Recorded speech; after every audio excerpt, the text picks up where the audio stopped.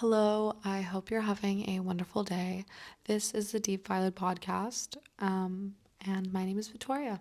I speak with artists asking them why they do what they do and how they got to this point. For this episode, I spoke with Georgina Hawitt, who is actually someone I met in art school, so it was an extra fun time reminiscing and laughing about that period of my life. And if you stick to the end of the episode, you can hear about how we met, which is an extremely sweet story. I've been a fan since day one.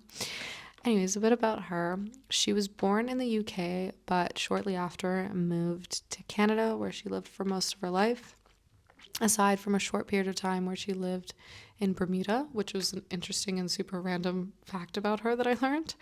But she went to school at Emily Carr University of Art and Design in Vancouver, where she got a Bachelor of Fine Arts, and soon after did a residency in Mexico, which ended with a group show called X-Files. And in 2023, she did a solo show called Open Arms. And after that, she has done several different shows. And if you have the chance to see her work in person, I highly suggest it. At the beginning of the episode, we speak about materials, and her work has so much texture. So seeing it in person really brings it to life, and I really can't recommend it enough. So if you have the chance, definitely do it. But she works and lives in Vancouver in East Van now. And yeah, this was extremely sweet. Like I said, I've been a fan since day one, but her work is extremely captivating, both because of its color and its subject matter.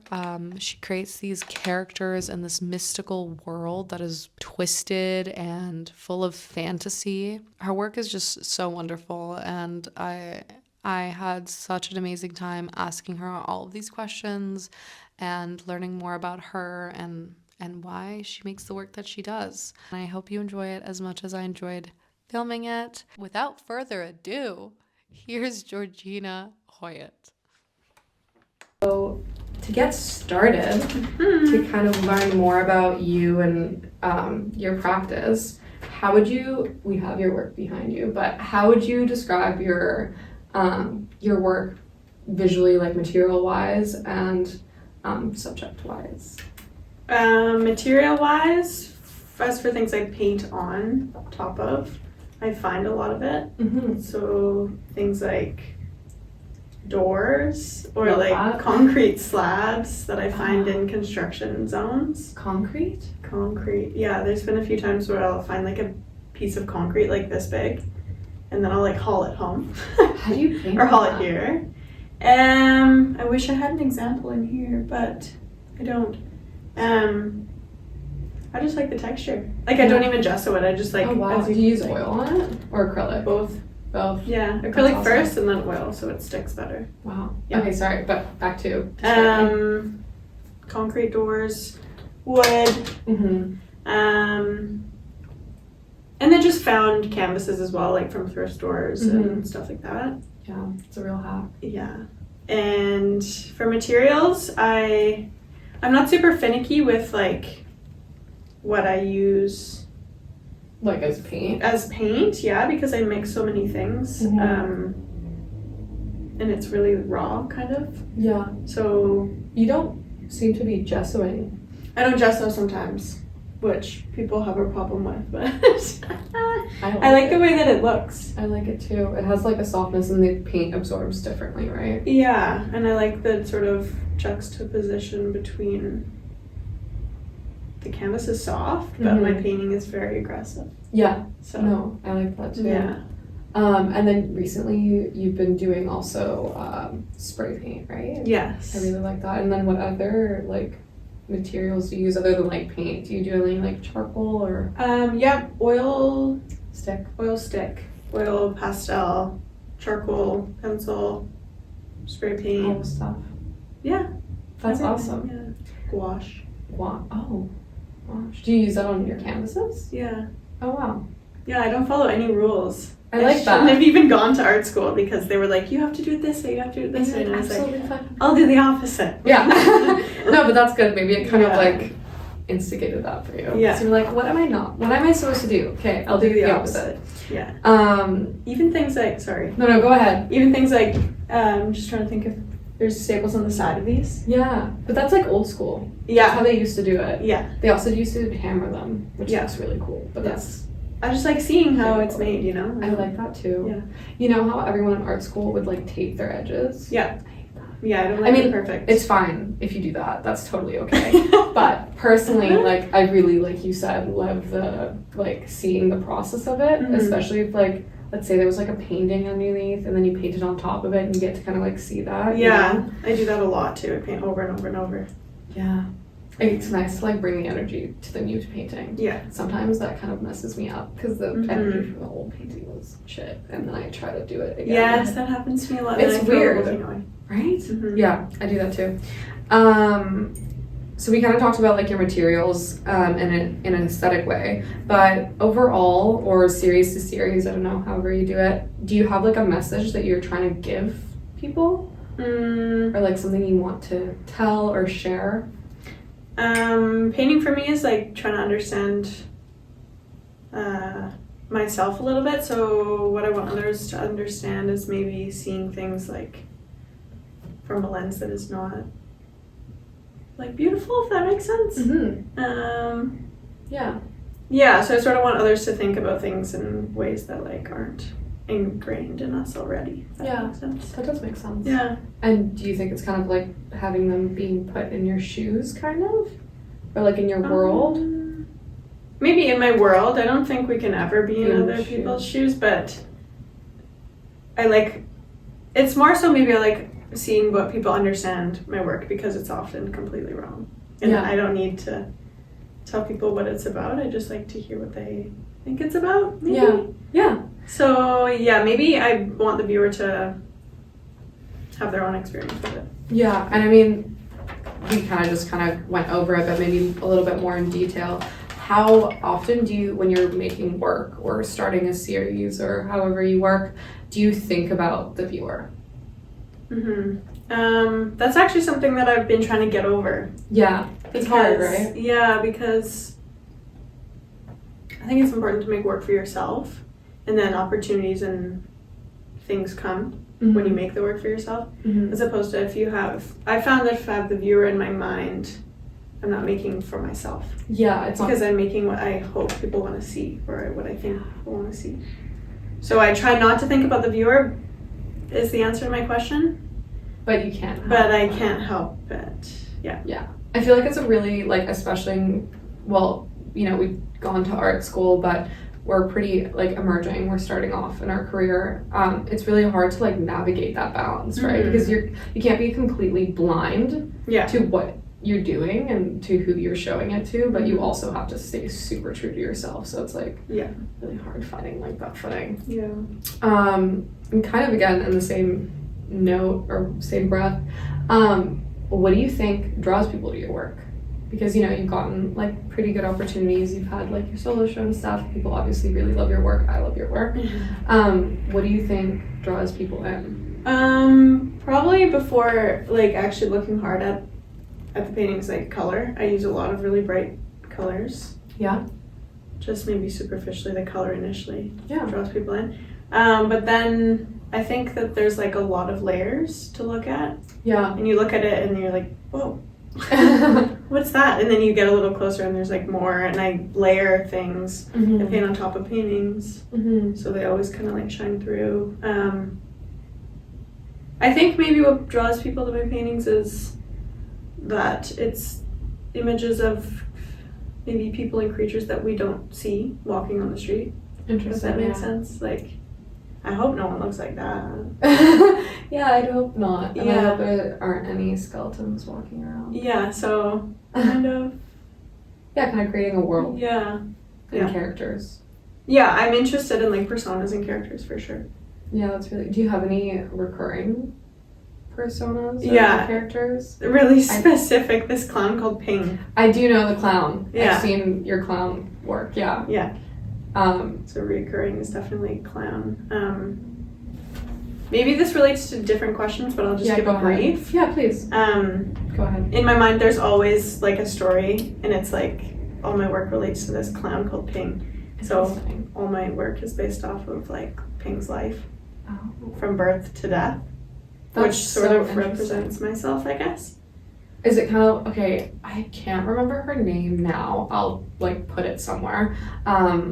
But there's this artist, I think she's based in New York, and she has like kind of an alter ego that she paints through, and like paints like her understanding of the world through that alter ego. Do you think it's kind of like a little bit like that? And again, this probably relates to another go question. ahead. Yeah, no worries. But things that I want to do coming up and in the future is like actually create Ping and Ping's outfits, and then I would wear the outfits and become a performance artist. Performance art, and then create Ping's, I don't know, meals and like. I love this Ping thing. Yeah. Where did the like name Ping come from? I don't know. I just thought of it one day. It just came to you. Yeah. I love that. Yeah. So we will touch back about your like practice today, but just kind of to talk about like what brought you here and how you got to this place. Let's start off with probably one of my favorite questions because it kind of gives you like really insight on your journey. How do you think your was there anything in your childhood that you think drew you to this career? Or like if you didn't do this one thing, you wouldn't have gotten here, or something that really influenced you in your childhood? My parents obviously influenced me. They're both creative, both artists in like their own way. So when I was young, I was just always around it. They made an effort to always have like, I don't know, we had so much art in the house, like even my grandparents. So yeah, my family, even with things like music, like I just found my whole family was like very like a creative household. Yeah. Did you get exposed to like going to like a lot of because you grew up in Calgary and you are now in Vancouver, but you moved around a little bit before that? Yeah, so I was born in Ascot, England, which is just a little bit outside of London. So we were going to London a lot, obviously. And London is art mecca. Fabulous. Yeah. And then after England, we moved to Bermuda randomly. So what? Yeah, we lived in Bermuda for a little bit. I don't have a ton of memories in Bermuda, but I do remember just chasing crabs at the beach. Aww. Which has come through randomly sometimes. So just like being in, my family made an effort to put us in different places. And that's made me more of a creative person, I feel like. For sure. When I'm in one place for too long, I go crazy. So I think probably traveling around has made me a more creative person. Yeah, well, it exposes you to different things and it kind of like opens up your mind, right? So we kind of talked about your childhood and what jobs have you worked? I think it's always fun asking this question because as an artist, we know that it kind of takes a long time to kind of get your footing, and having art as like your main time job that you get money from. So it's always interesting to hear like the jobs that people have worked and the ways that we've found, you know, artists are resourceful people and the way that we've been able to have support to do the thing we love. Yeah. I've had a lot of jobs. We all have. It's probably one of my red flags, but no. This job I've had for a long time. But anyway, my first job ever was at a shoe store. At a shoe store? When I was like 13. That's so funny. That was a good one. Did you like it? No. Okay. And then sort of maybe more art related jobs. Yeah. I worked at a craft gallery on Granville Island. Oh, nice. I have done a lot of work with kids. Yeah, you work at a... right now I work at a boarding school, but years ago I would teach like little kids art. Oh, nice. Which I hated. Oh, really? Yeah, kids, this is a difficult one, especially when they're really young. Yeah, I love kids sort of, but... Well, kids, sort of. But they're difficult. Yeah. Especially when they're not yours. Yeah. Yeah. So it was a nice experience, and like they're cute, and it's nice to see. It's actually really cool to see what they make, because sometimes I'm like, whoa. It's inspiring. Yeah. But I don't have a lot of patience, so I learned I didn't want to do that. That's I think great. having all these jobs was important to know what I didn't want to do. Yeah, 100%. And I was gonna you're kind of starting to answer it, but my follow-up question was, how do you think these jobs impacted your art career? Yeah, sort of the knowing I don't want to work with little kids, or I thought maybe down the road I would want to be a teacher. Yeah. And I think now I don't. Me neither. Until I'm like 85 and I've lived a life, then maybe Yeah. I'll be a prof. Yeah. I think that would be cool because some of the profs I've had that were like 90 were the best people I've ever met. So maybe that's when I would want to teach. But what was the question? No, you're good. The question was, how have your jobs impacted your art career? It's kind of like a difficult question to answer, but yeah. So knowing what I don't want, and then other art jobs. Well, not even necessarily, like whatever, I mean, answer however you'd like, but it doesn't have to necessarily be like an art job, but like service, like I've worked service. That's helped in knowing I don't really want to anymore. Yeah. Right now I work with teenagers out of boarding school and I love that. Mm-hmm. So yeah. Yeah. So it impacted you in the sense of like, you're like, I don't want to do this. Yeah. And I want to try to make this as an art career Yeah. really work. Yeah. Yeah, that makes sense. This is a little bit of like a personal question, but I think it's important to ask because for people like starting off in the career or thinking about getting into this, it's always important to know like what things you have to have or what helps or what struggles you're going to face if you're going to enter it. But did you have like any help, I'm speaking more financially, growing up or when you were starting off? And if not, or if you did, how do you think that like made your career different than someone who had a different situation than you? I guess in regards to say like when I started university, my parents helped me a little bit, but I took student loans. Yeah. So yeah, I was helped in that way, which now is not helpful. Yeah. But so yeah, I have worked all the way through university and after and before and everything. So, I guess working through doing school has helped in regards to like maybe doing better in school because I wouldn't be able to take a class again because I couldn't afford it, or like kind of made like the stakes a little higher maybe. Yeah. My parents helped in student loans and jobs and yeah. That makes sense. Mm-hmm. And this is a little bit like taking a turn, but what do you consider a successful artist? It's an interesting question. Honestly, like this sounds so stupid and cheesy, but like just being like true to what you want to be doing. Yeah. Like I used to think like at the beginning of art school, I was like, okay, I'm gonna graduate and then I'm just gonna be a famous artist. And that doesn't even make any sense. Wouldn't we all want that? But what does that even mean, first of all? And like, exactly. I think for me to be successful would just like, I mean, ultimately it would be doing this full time. Yeah. And just making what I want to make and then having that be like my source of income and my source of happiness as well. Yeah. But I think, to be a successful artist is just someone that is able to survive and is able to survive like comfortably doing what they love doing. Yeah. 100%. Yeah. And now kind of like turning it back, but within where you are right now, because personally I do agree that being a successful artist, part of it is like having this be like your main financial thing. That's kind of the goal. But that being said, I feel like success changes, like what you consider for yourself to be successful changes throughout your career. So that being said, do you consider yourself a successful artist today, where you're at for your stage? Yeah, I think so. Yeah, I think if I was like thinking about my 16-year-old self, like looking at me now, I'd be like, yeah, that's what I wanted to be. I'm sure when I'm 35, I'll say the same thing about like me now.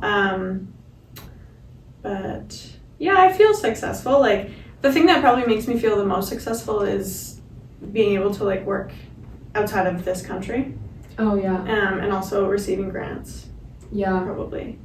Because it's grants sort of, it's like, oh, like the government thinks I'm good enough to have gotten this money to go do what I love doing. So that was helpful. Yeah. Yeah. Yeah, 100%. So I feel like that's, Yeah, no, 100%. And how often, so you kind of mentioned about grants, and I'm sure that you have to go find the grants. But how often, like, do you reach out versus how often do you get asked for opportunities? I'd say it's like 50-50. Yeah. Yeah. Right after school, there was nothing going on, like, because nobody knew me, and you have to like make a name for yourself. You really and like do. I feel like coming out of art school, especially the profs and like the people in art school don't like warn you that you're not just gonna like walk out and be like great. Yeah. So you're kind of like, hello. Past like probably year and a half to 2 years, I've been really happy with like how much I've been being Ask for opportunities. contacted. And is that from like fellow artists, or is that from like galleries, or like how does that kind of look? Kind of both. It is a little bit about your, unfortunately, and I think this is a question down the line again, but Yeah, no a little bit about your social media presence. I hate it more than anything, but it's also like helped me so much. Yeah.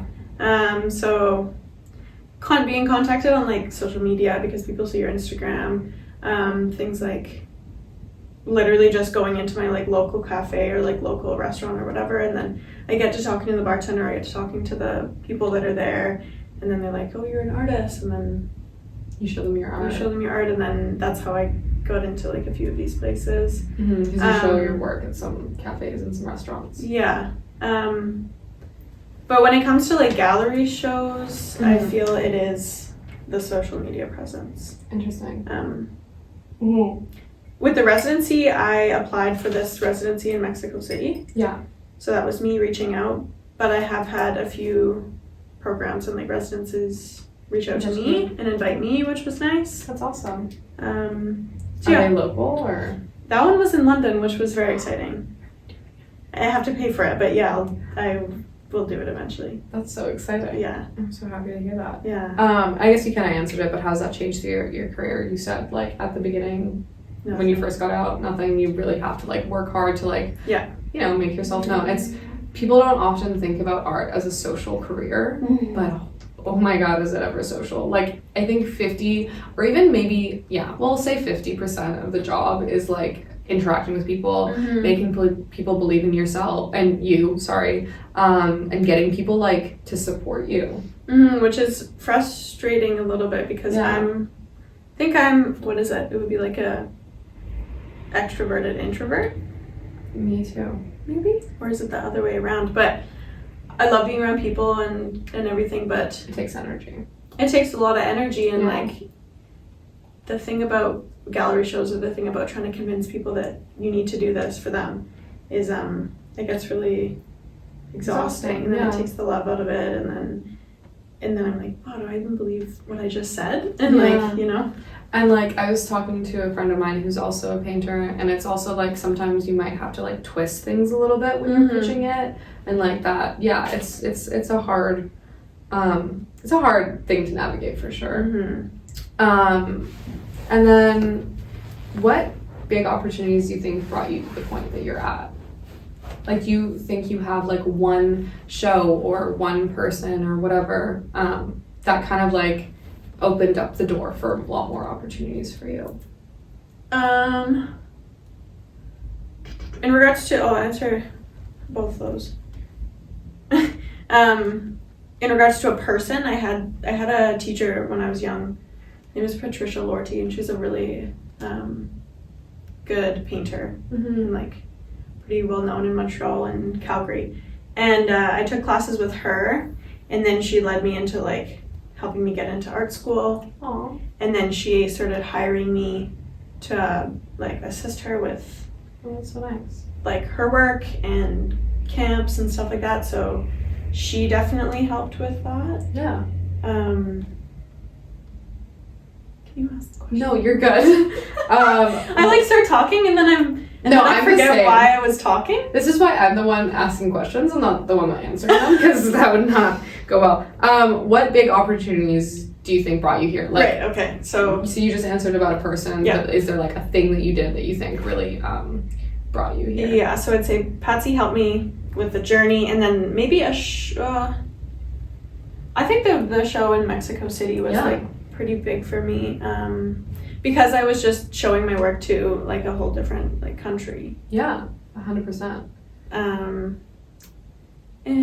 in regards to here, like, it's even small things like getting a space, like 100%. the That's having- a good answer. having a place to go outside of my home helped me be like a lot more successful in my art, in my relationships, in my like everything. It's so essential. Yeah, so my first studio in Chinatown was small, but it was helpful in regards to getting me out of my house, going somewhere to intentionally make things. I was in a neighborhood where there was a lot of art. Yeah. And then this place has also helped me be Yeah. a little more successful. Yeah, 100%. Yeah. Having a good space is so important. Yeah. So you just kind of mentioned about your studio and how important that is to you. So kind of following up with that, what does the studio represent to you? I guess you kind of touched on it, but if you can kind of go more into detail about that. The studio represents to me, I don't know, just honestly a place where I can be messy. I'm a really, really messy person. Yeah. So both mentally and physically, I Mhm. think I can come into this space and not worry about like affecting other people. It's probably Yeah. the thing. It's like your space. Because all my life I've made big messes in people's homes that I just The struggle Yeah. of being an artist. my parents' homes, my landlord's homes. Were you the type of kid to like draw on the wall? Yeah.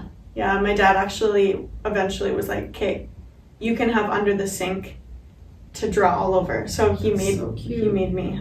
I was under the sink always drawing. But so Yeah. Yeah. That's a really sweet story, by the Yeah. way. And then, still speaking about the studio, what balance do you have between, like, what is your balance between studio life and outside life? Making art, not making art, and yeah, what's that balance like for you? I try to keep a good balance because otherwise I will just be here Every day. every day and like getting in my head and then making things that like I wouldn't like. If I'm here too much, I don't make things that are productive or make things that I'm like happy about. Yeah, that's fair. So I try to be here for as long as I feel is good, and then I don't know if you ever feel like you just like start getting agitated and that's when you just leave. Yeah, I do. So that's when I leave the studio. I love going for walks with this little bean. She gets me out. Yeah, we of didn't the introduce her. house. Pebbles. This is Pebbles. She's sleeping. I woke her up. Aww. Saying hello. She gets me out of the house and the studio for walks. I love hanging out with my friends. Yeah. I also work part-time at the high school, Mm-hmm. where I just spend like 8 hours a day with 500 teenagers. That must be crazy. Which Teenagers have wild energy. yeah. But I feel like a teenager still, so it's like nice. I don't sometimes feel like I'm just hanging out with them Yeah. until they do something stupid. Then I'm like, I have to do my job now. Yeah. But the balance, yeah. Like So I was it's a- saying, I do like nails. I make jewelry. Oh yeah. I try to take things out of like, because painting for me is really like important, like to me Yeah, and of my course. head and like my hands. So making jewelry, I don't really care, but I do like having a beautiful necklace at the end. Mm-hmm. Or doing people's nails. Doing things with your hands. Doing Like, things with my literally hands. practicing the muscle. Like Yeah. using the muscle. Yeah, as opposed to like being like, what does this mean? Yeah.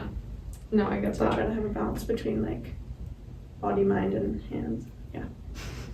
Yeah, I like that. And then outside, I guess you kind of touched on it, but outside of the studio, what do you do for your practice? So like outside of making art, I guess you said kind of your nails and not your like nails, doing nails, and making jewelry. What do you do? What do you do for your practice that's not directly making art or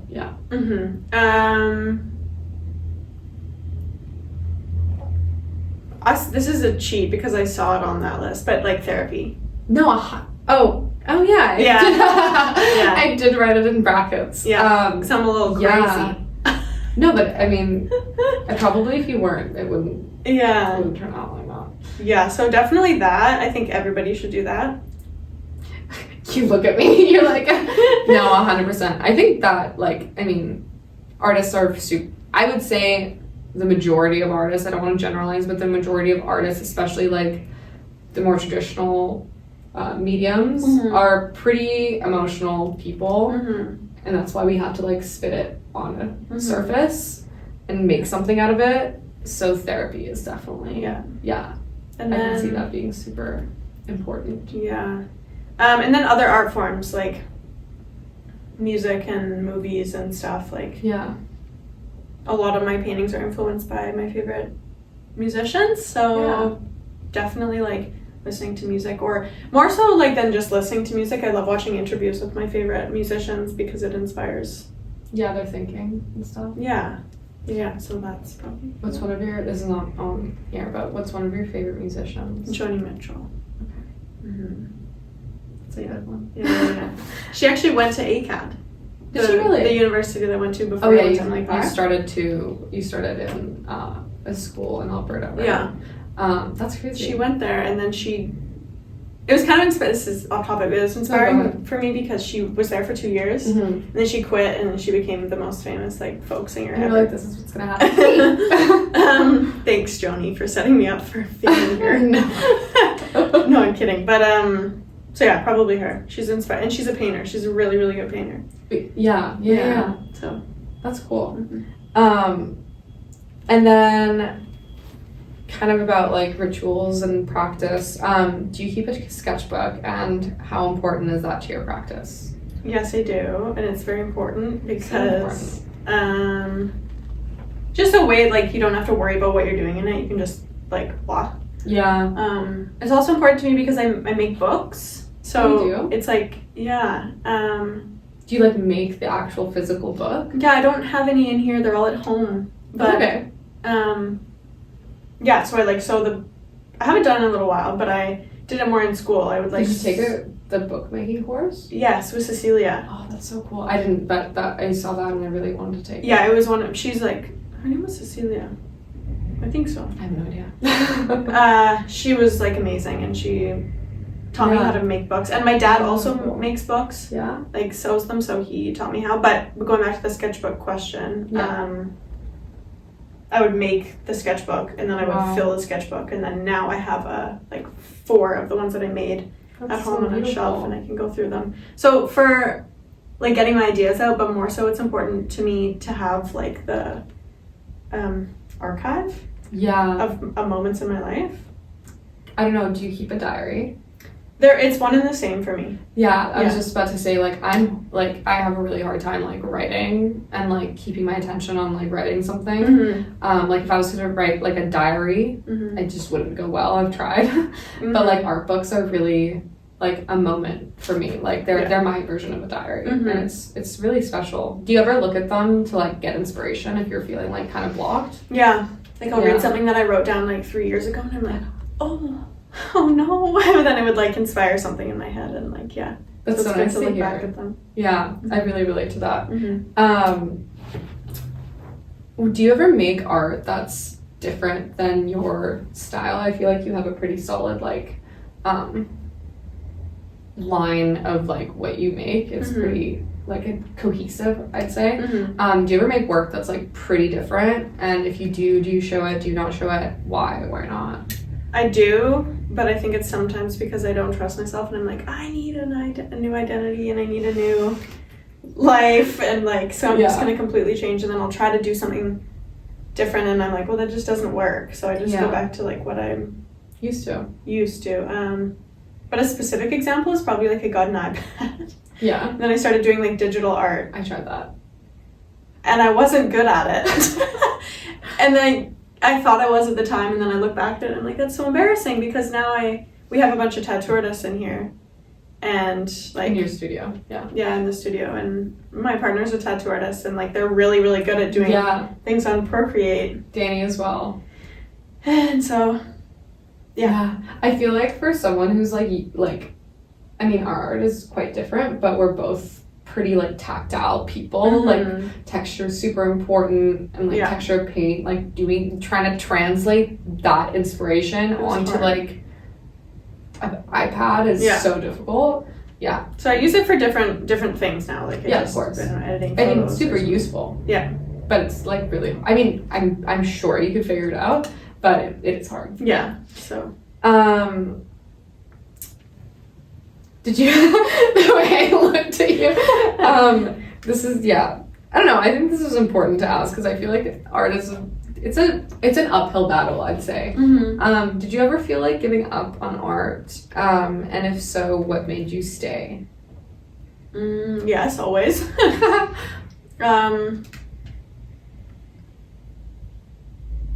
What makes me stay is like since I have memory, it's been something that's been really important to me. So I think living without it would just not make sense. Yeah, probably. I like that answer. And then in the same vein, do you believe in yourself? And have you always? I hope so. Well, I don't know. And then have you always, and what changed if you didn't always? No, I'm kidding. I do believe in myself, but maybe I haven't always, because I think everybody does it, but some people to a further extent, like compare yourself to other people. Yeah, it's hard. So I mean, comparisons are bad because someone that has 10 years experience of life and making than I do, of course they're gonna be better at everything than I am. So it's just time. I believe in myself, but I get down on myself, of course. And it's hard because art is such you need to be your internal critic. Well, you need to be your biggest believer. It's hard up there. Mentally. Yeah, something that I struggle with is I never like anything that I make. But do you like it after? Do you like it at any point? You're looking at it, you're like, do I like it? Sometimes. That's so interesting. Not often. I often don't like what I make. And it's hard to explain that. No, I get that. But I think that's important. Yeah. Sorry, did you want to finish what you were going to say? No, I feel like that's a really not nice thing to say, is I never like what I make. But I'm trying to understand why I would say that. I mean, explain why it's for my, correct me if this is not something that you relate to, but for me, I've talked to people, I have, friends of mine who also make art, and some of them are like, no, I love what I make. I believe in it so much. I love it. It's the best. So that's a little too much for me. But I think they're really good. It makes sense. Maybe I made it sound a little bit too egotistical.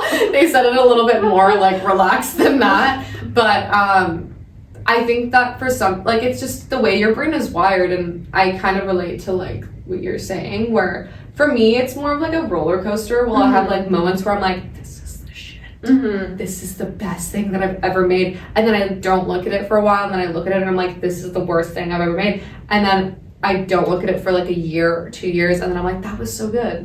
Yeah, that's true. I do look back at things and I'm like, wow, I painted over that? Yeah. Nuts. I did that, and I have this one painting that I painted over, and it's one of my biggest regrets. Me too. I'm so mad about it. Yeah. I think about it way too often. But I don't know. What I was going to say is, the people that are super, really infatuated with their own art, that's super important and works for them. But I think for the people that are more critical about their art, or who have a harder time digesting their art, it's also very important for the way that we work, or that maybe you work or I work, I don't know. Because it kind of just puts a fire under your ass. To I gotta make it better. Yeah. And rethink it and I don't know. Yeah. That's kind of my take on it. I just went on a tangent. Yeah. So I guess now we kind of talked about your work, what brought you here. Now to kind of delve in the business side of things. The worst part. Scary. Yeah, scary. Like, yeah, the worst part, but the very essential one. So you've shown your work in galleries before. What is it like? What has your experience been like navigating gallery relationships?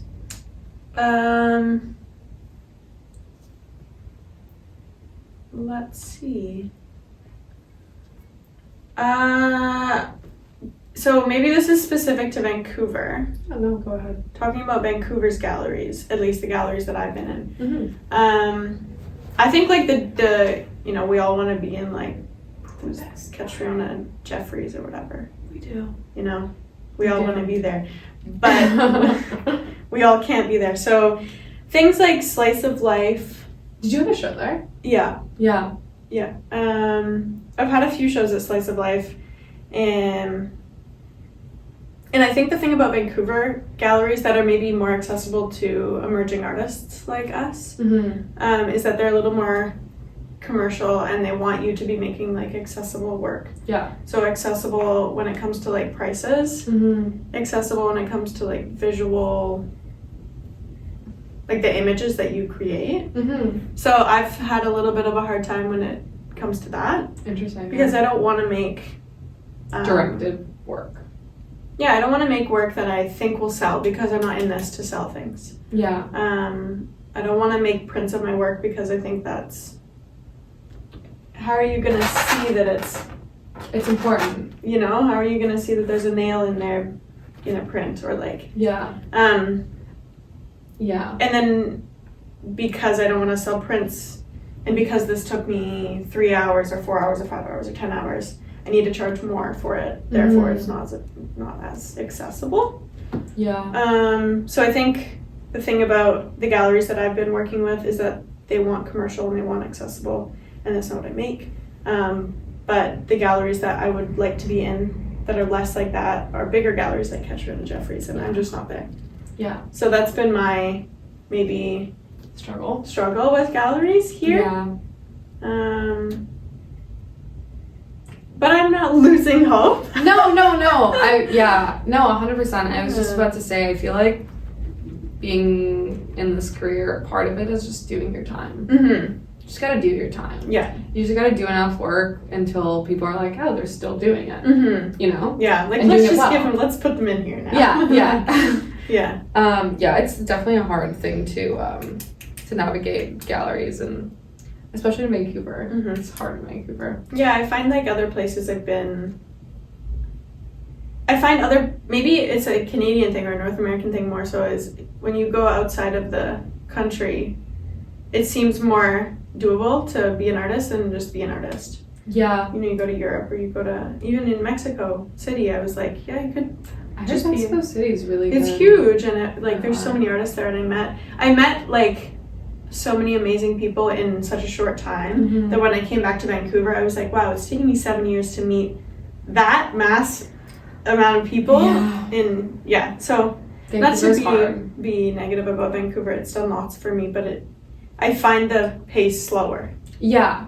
Well, it's just like, the gear that Vancouver has for art is like, it's just like 0 to 100 kind of. I don't know if that's how you read it, but like that's kind of like my take on it. It's like either you're an emerging artist and will like kind of help you there, or you're like the top artist. Right. Like that's kind of the only opportunities, and someone that's kind of in the middle and like trying to find their place is kind of like harder to navigate that. Yeah.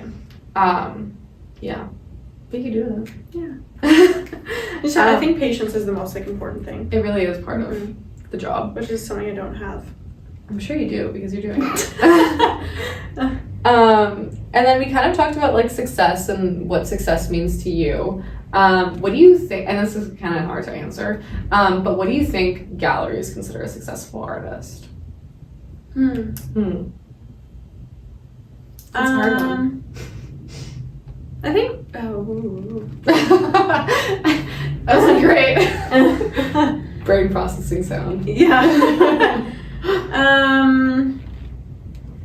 Maybe what you have behind you, like, I don't know. Yeah, your resume. Where you've shown, if you've shown internationally, what galleries you've shown in already. maybe your commitment to it, probably, because I Yeah. think if a gallery takes you on and they represent you, they want to know that you're in it. you're in it. So I think probably your commitment to your art and to them, Yeah, because ultimately it is a business. 100%. So yeah, I think maybe galleries think that being successful is, yeah, I just want to say maybe commitment to so many things. Yeah, no, I agree with that. Yeah, That's a good answer. yeah. You kind of touched on this. We talked about prints. Like, you kind of talked about it briefly on like a texture wise, but maybe if you can kind of go in a little bit more detail, because I really like to kind of think about that, because so many people are pushing prints. Oh, yeah. Yeah, I was just about to say, what do you think about prints? Like prints as in like reproducing your work, taking a photo of it, printing it, and having like lots of that you can just like sell Yeah. photos of your work, pretty much. It's funny, I had this conversation with my studio mate, Andy, who I share this space with. Shout out. They go by Wharfy Boy. Is that their Instagram? Their Instagram, but also it's like we're talking about Their personas. persona. Like, yeah, Okay, they can find them at. Wharfy Boy. Okay, perfect. There you go. Shout out. But sorry. The about question prints. about prints, yeah. So I was having this conversation with him because he's so against them, as am I. Interesting. Okay, you talked about the texture part of it. I really understand that. I really relate to that. Especially, we were kind of talking about it before again. But like, as creators that are so like material texture based, like you said, you make paintings on concrete. Like, you can't really like transfer that to a print. Yeah, no. Is there anything other than like the physical aspect of it that kind of draws you away from it? And it takes me, I pour like my heart into the paintings, and I 100%. pour time into the paintings and like brain power, and like I'll sit 3 hours in here before I start making a painting. So like that is my time as well.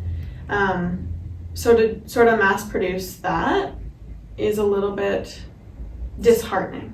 Yeah. Were we gonna say that? I was literally just about to say that. Yeah, so That's so funny. it's a little bit disheartening to see, like, say, yeah. Yeah, 100%. Because it's hard to see somebody be like, I really love this, right? But like, and I understand if people can't afford to buy it. I totally understand that. But I'd rather them not have a print of it and just look at it and say, wow, I love that, than be like, oh, like, I'll spend $20 on this print and I'll just like put it on my wall, and it's just not as meaningful to me as if they just saw it and loved it. Yeah, well, I don't need I don't need that yeah. $30. I mean, like, it's a labor of love in a way. I don't know if that's like a super romantic way to put it, but it is. No, like, it is, yeah. It really is, and it's such a personal thing. And like, I kind of wanted to touch on this when we were talking about it, but like, when we were talking about the material aspect of it, like, paintings are so loaded with energy. When we were talking about like covering them up, like, they really are. Like, and that just kind of like takes it right out of it. Yeah. When you do a print. Yeah, on that note, there's a feeling of when I sell a painting or someone comes to pick up a painting they bought and I'm like handing it to them, I'm like, oh god, that was my child for like a month. Yeah, it's like literally a and piece then of it's you. going away. And then touching on the part where you said that paintings are like loaded with energy. I had a painting stolen outside. Like it was drying, yeah, so it was drying. And it was That's drying so in the sad. summer or something, and I was out in here for 5 minutes, and then it got stolen in between that. Someone must have really loved your work. But I say that because like It's kind of an honor. it's an honor, but I say that because now that painting, like whose ever house or It's in. wherever that painting is, probably has bad juju because You don't want it anymore. I don't want it anymore, and like the energy that they hold is important to me. So going to Staples and getting something printed has no energy. Yeah. For me or for anyone else. Yeah, 100%. I really agree with that. And again, we kind of talked about this a little bit, but maybe we can go in a little bit more detail. What do you think about social media in the art world? Because I struggle with this a lot, because I feel like a lot of the artists that are the ones that I look up to, the ones that I'm like trying to reach their level, are a lot older than us. Are like in their like 40s, like 35, 40, and not that much older. But but that generation kind of has like a different understanding of social media. So you see kind of like quite a difference between the way that it's used. It's kind of hard to like understand like what it means in the art world. So what are your thoughts on it? I hate social media for many reasons because I don't know. It's a weird place. Yeah, it's a weird place. But again, it has taken me to, like, it's still a community. Even though it's a weird place, it's still a community. So, you know, you meet people through there and you follow artists that you look up to and everything. So it's good in that way. But if I didn't have to have it, I don't think I would. Yeah, do you feel kind of like tied to it? Like you're like, well, I gotta. And it goes back to making for yourself versus making for the audience also, because you're like, what do they want to see on Instagram today? Yeah. Maybe not something that I made because I wanted to make it. Yeah. But it has been really helpful also. But yeah, going back to the artists that maybe you and I look up to and how they're a little older, sometimes I'm like, man, how did you do it without social media? Yeah. We don't know. But they did it. So. We still don't know, but we will find out on this podcast. Yeah. Yeah, it's really, but I mean, I guess the world changed so much. So what maybe worked for them wouldn't necessarily work for us today. Yeah. It's hard to navigate. Yeah. And it is like you said, there's like definitely positive, like it's such a concentrated thing. And if you're like, sometimes if I'm like feeling having a hard time getting inspired, I could look at a book. Sometimes I look at Instagram and I like look at a bunch of artists and I get like super excited because I like see all this beautiful work. So there's definitely beautiful parts of it and like really special things that are brought to it with that technology, but it is, it's pretty like soul sucking. Yeah, I'd say. But yeah, on the book thing, like I do go to Instagram for inspiration. Yeah. But sometimes my eyes are just so tired of looking at my phone. So this doesn't really relate to the question. But I do love art books as well. Like I get inspiration from them. Do you have like a favorite art book that you can think of? I don't really have a favorite, but I just got a Jean-Michel Basquiat one for Christmas. Beautiful. That's a great book. Maybe I'll cut this up. But have you gone to McLeod's? The old bookshop downtown. Does it have a basement? That not open to the public, but yeah. Oh, no. I will tell you about, I'll send it to you because they had amazing, like, old art books for, like, a reasonable price. Nice. Like, vintage one. Well, vintage sounds so fancy. But older, really old, like, art books that are beautiful, like, big, like, Picasso ones, like, little ones, too. Like, amazing. That's awesome. I'll tell you about it. Nice. I'll send it to you. But yeah, books. Sorry. Yeah, books are really important as well. Yeah. And you got the John Basquiat one. Yeah. John? Jean. It's Jean. Is he French? I don't know. I have no idea. Andy Warhol's lover? I don't know. Was he? I think so, yeah. Did they say that? That they were lovers? I did not know that theory. How like factual is that? I don't know. I made it up. Okay. I didn't make it up. I'm kidding. I didn't make it up, but it a lot of people say it, and there's like been books that hint at it and everything. Interesting. Yeah. I never heard about that. I'm gonna have to do some research. That just kind of rocked my world. And I guess we can kind of talk about it briefly, so because maybe again we've talked about it a little bit. But what do you think galleries think about social media? I think it's more of an our generation thing to have a big social media presence and to have maybe multiple social media. So say I have one for my painting, have a personal account, and then I have one for my nails or something. You know. But what I think galleries and what I think kind of older artists think about social media is that, for lack of a better word, like what we're doing with it is a little bit tacky. Yeah. If that makes sense. I have that feeling too. Yeah, and I had a prof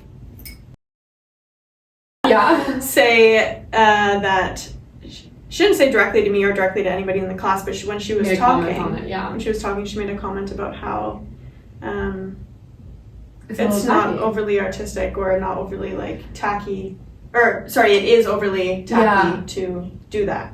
Yeah. So I have a feeling that that's maybe what higher end galleries think about social media. It's so hard to navigate. Yeah. But yeah, it is super hard to navigate because like we don't really know if it's like the generational gap that makes it different, Exactly. or if it's like they just don't see it that way, or Right. if Like they don't it's see just it that. professional. Yeah, but maybe the generation that's gonna be filling their jobs will see it differently. Yeah. It's hard because it also does, like, I feel like being an artist for so long, like, touched on, like, the hard work of being an artist, and social media kind of made it more of, like, a hustle, Mm-hmm. you know? Mm-hmm. And more on that end of it, which Mhm. kind of, like, makes it less romantic, Yeah. I guess. Yeah. Yeah, it's hard. I don't know what to do about it. I'm Yeah. trying my best. That's what I'm gonna I'm keep my 3 accounts. I just like, Yeah. I don't know. No, I get you. Yeah, I have Yeah. a personal and an art one as well. Mm-hmm. So we're at the end. We have a few questions left. These ones are a little bit general. First question is, why did you say yes to this interview? Because I like you, obviously, Thank you. and I really like your work. I also Thank you think so that there's not, like we were talking before we started the Mm-hmm. interview, that there's not a ton of podcasts on Art. art. Yeah, I was telling you the one that I sometimes listen to, but The long one. The- She listens to a law. I mean, it sounds really interesting. It's really important. it's the legalities of the art world, and It's important. when you get bigger, you can get sued. Yeah. And maybe I'll listen to it. It's good. It's very important context. Yeah, it's interesting, but it's a little bit boring as well. But I think that there needs It's niche. it's niche. Yeah. There needs to be more, podcasts of just people like talking about what we literally talked about. Yeah. Thanks. Yeah. I agree. Yeah. That's why I'm doing it. I think it's a really good idea. Thank you. And I think the video aspect of it is really good because I'm such a visual person. I need to see who's speaking. Yeah. I need to see where they're at. I need to see if they're like engaged, I feel like. Mm-hmm. Because if we were talking and the whole time we were like, Mm-hmm. then Then you'd be like that they're not interested in Yeah. what they're talking about. Yeah, exactly. More Yeah. captivating, the video. I agree. And then we get to see your beautiful Yeah. work as Yeah. well. Yeah. Second question. I mean, definitely not Second second question. One of the last questions, I mean. Do you suggest this career?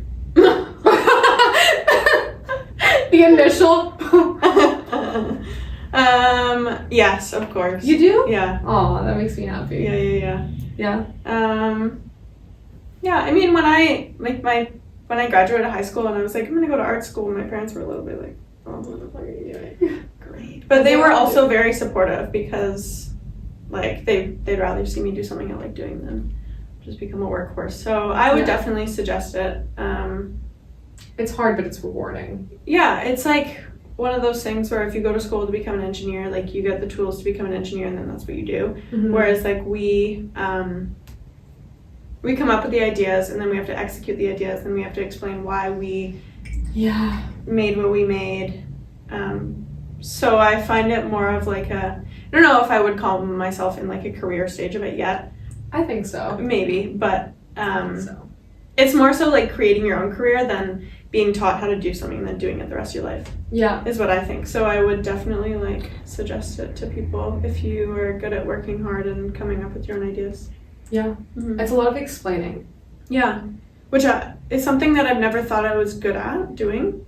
It's hard. I also think that this Or- career puts you out of your comfort zone. Oh, yeah. For sure. Mm-hmm. And maybe less explaining and more expressing. It's a lot of Mhm. expressing. It's expressing, yeah, because I don't like to explain at people. Yeah. I don't like to talk at people. I don't like to tell people what they need to think about my art. I'd Mhm. rather explain why I did it and then Yeah. have them. Yeah. Yeah. Relate to it. Yeah. Yeah, 100%. So in suggesting this as a career, as you just did, what do you think, and maybe you kind of did mention it a little bit, but just to like summarize it, I guess, what 3 qualities do you think you need to be an artist? I was about to say to be a podcaster. That's for me later, we'll talk about it. To be an artist. To be an artist, probably like just like extreme love for anything, for something. Whether you're a musician or whether you're a painter or whether you're like a writer. A writer, exactly. I think one is you need to like love it. You Two, really do. you probably need dedication. Yeah. So yeah, love and dedication, and then you said 3? Yeah, I said 3. Go one more. I don't know, like just the willingness to do it. Like Yeah. there's so many artists that I love that say like if I wasn't doing this I'd be dead, and like that's really dramatic, but Yes. but I get it. yeah. I just like I think you need a need to do something like greater than yourself. That's a really good way to put it. Yeah. It needs to be like it Hope they're all right. yeah. It can't be an option, it more has to be like a necessity. Yeah, like I need to do this or else I don't know what else I would do. Kind of Yeah. thing. Yeah. Yeah. I agree. Those Or- are good 3. Or how like I don't know how else I would express myself. Yeah. Mm. And I feel like for certain people, I mean, it's kind of hard for me to wrap my head around not everyone relating to this, but I feel like for a lot of creatives, like expressing yourself is so essential to like your existence. Mhm. Like you don't know how to navigate through the world without like putting it Getting out. it out. Yeah. Yeah. It's a lot of feelings. Yeah. And lastly, what 3 artists would you like to see on the podcast? Joni Mitchell. Okay. Okay. I'll do it. I'm kidding. I think she's almost dead. Yeah. Yeah. I think so too. But we'll bring her on. She's Canadian. She live in Canada? Watch me do it. Part-time, yeah. Maybe I'll do it. Part-time. I know everything about Joni Mitchell. You want to know her favorite color? I'll tell you. I just love her so Do you much. know her favorite I color? love her so much. I think it's blue. That's a good favorite color. Sorry. Go ahead. Joni Mitchell. Yeah, We'll Joni count Mitchell. it. Honestly, I would say Andy, like Wharfie boy. Yeah. He's really, really insightful. He's really smart. Mm-hmm. He's really. I just love his paintings, so maybe I'm biased, and I love him. But yeah, I would say probably Andy, definitely. Yeah. Um, And then a third one. It doesn't you're have to. gonna count Joni Mitchell as one of my. Yeah, I am. I mean, I'm not saying it's gonna happen, but it's like, who would you want these questions asked to? I guess is more. Yeah. I mean, Yeah. saying it's gonna be on the podcast is more me manifesting, and less me doing. Okay. So maybe Joni Mitchell. What's the Okay. third person you'd like to see on the podcast? I'd say Clyde Montgomery. Yeah. Um, And are you doing anything with them, or? yeah, I you say know that them? because I'm looking at the envelope right now. They go by Tapeworm, and they went to Emily Carr for industrial design. Mhm. And they invited me and Andy, who was the second person yeah. I said that you should interview. They invited Andy and I to do a show with them. They chose 8 artists and made 8 frames, and then we are all gonna fill a frame. And that's on February 8th. That's such a good idea. Yeah. Yeah. So that's lovely. my next show. And they can find that on your Instagram. Yeah. Because this might be up after it, but Yeah. they can still see how that went. Yeah. And yeah, Clyde at Tapeworm. So just to, well, thank you so much. Yeah. Honestly, it's been such a pleasure. Like, I do you remember? It's gonna When be you- so off topic. Do you remember how I like found your work? When you left me the note. Yeah. Yeah. So it was I have a really funny story for you. okay. Go. Okay, no, you go. Sorry. Okay. No, I'll tell it, and I then you tell interrupted me. you. That was so rude. I interrupt people all the time. It's really bad of me. I am gonna be the worst interviewer.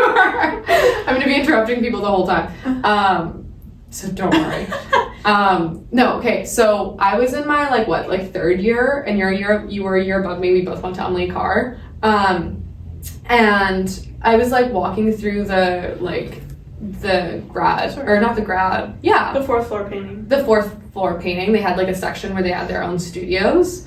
And I saw this painting and I was like, I fucking love that painting. It like gave me like a grungier version and like a more soft version of like Francis Bacon. Yes. Is that what you wanted? That's my favorite comment ever. Francis Bacon is one of my favorite. I mean, he's amazing. Yeah. He's amazing. Yeah. Anyway, so I saw that and I was like, I really was so drawn to it, and like honestly, like, Emily Carr has a lot of great students and it has had a lot of great students, but like I wasn't feeling very inspired by many people just for like what I like and what I find inspiring. There was a lot of really talented people doing a lot of great stuff, but like for what I need to be inspired by, I didn't see a lot of it. Like I saw your work and I didn't know who she was, and I was like, this is so good. And I was like, I must leave a comment. And I like wrote a little sticky note and I was like, this is the best. Do you remember what I said? You don't have to. It was years ago. It's funny because I usually keep little things like that. I have a box at home where I keep. I have that too. You know, like cards for my grandma, notes for my exes, like stupid things like that. You know, and Is it in there? It might be. Let's just say it's in there. Let's just say it's in there. It's in there. But you wrote one of them was like great mood or something. Oh, okay. It was a great mood. Great. I know the painting. It's like in my head. Yeah. Or not great mood. It was like something about light or great. I just complimented it. Mm-hmm. I said it was a great painting and in a descriptive way. Mm-hmm. And then like years later, was it how we met? Was that like how we properly met that we did a show together? I think that's so. The first time that we like properly met, right? I think so. Yeah, I think like a year later or so, Becca asked me if I wanted to do a group show with you, me, Becca. No, but the first one was. Oh yeah. Yeah, we asked you to do the show. I mean, we did do a show together, you, me, and Becca. Yeah. We did Bimbo Fatale, which was. Honestly, I was so happy with that show. Yeah, it was. I loved that name as well. Yeah. But before that, you asked me. To do like be part of a show that you were setting up with Oscar. Yeah. And then I was so happy, and then I like was like looking at who you were, and then I was like, oh my god, she's the one that did that. She's the one that did that painting, which I think is like such a full circle moment. Yeah. And then now I'm interviewing you. But what were you gonna say? You said you had like a funny thing about that.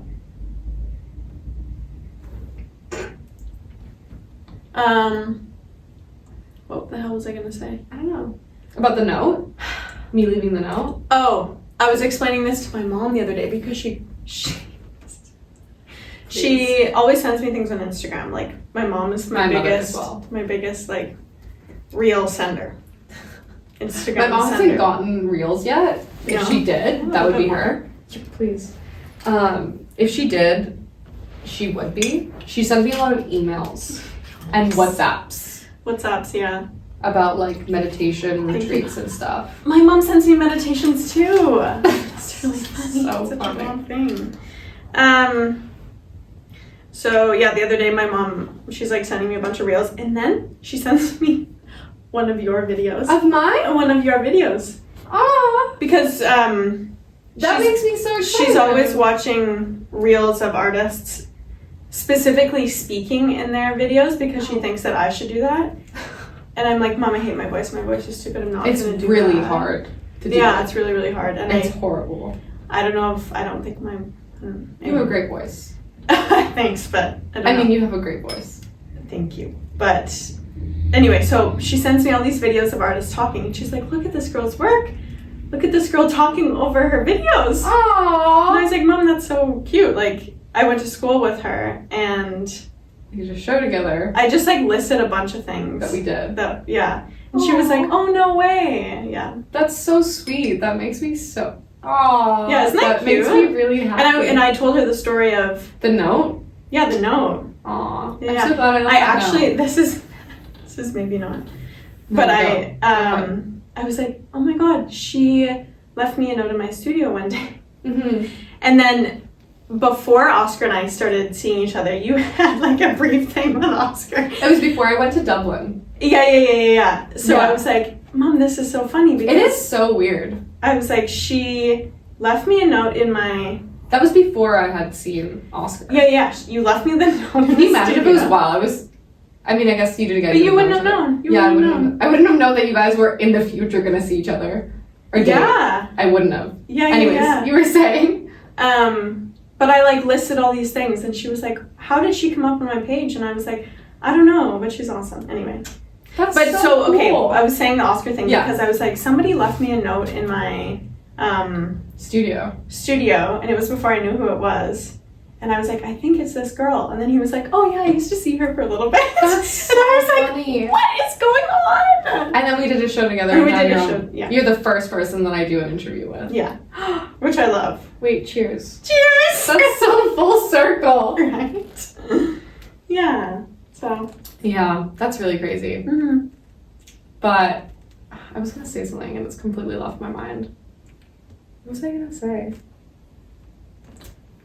It's gone. I want to find that note. I was gonna say about doing the voiceovers. It really is painful. I will do it for I will do a voiceover for like an hour. I'll do it will sound like I'm actually a mentally unstable person. I'll be in my room and I'll be like, hey guys, so today I went to the studio and I did this thing and no.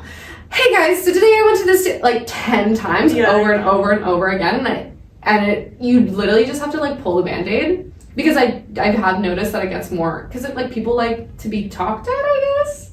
Yeah. Or an explanation of things. It kind of gets them more engaged. Mm-hmm. So yeah. I'm just saying I think you do a really it doesn't good. come easy. I'm just saying that. Yeah, I bet it does. If you're struggling with the idea of it, yeah, your work is super interesting. I'm sure you have a lot to say about it, and you don't have an annoying voice. A lot of people do. You don't. So, if I think my voice can be a little annoying. Depends on how much wine I have. it just progressively gets higher and higher and higher and higher and louder. Yeah. My voice gets lower as I'm. The drunker you get. Oh God, I wish I had that. But also as I'm getting older. I listen to my voice when I was a teenager, and now, Yeah, me too. Do you speak another language? No. I can understand Spanish, but I can't understand Spanish. I can understand a little bit of Spanish. Wait, this is, again, going to probably be this is so off topic. I went to Spain with my friends, and I was talking to I don't know why someone on the phone was asking me if I spoke Spanish, and I was like, yeah, I speak Spanish. And then you try and both of my friends laughed so hard because I do not speak a word of Spanish. Not a word, but for some reason in my head, I'm fluent. For some reason. I can understand, the gist of a conversation and then respond in English. Yeah. But I can't speak Spanish. No, I can't speak another language.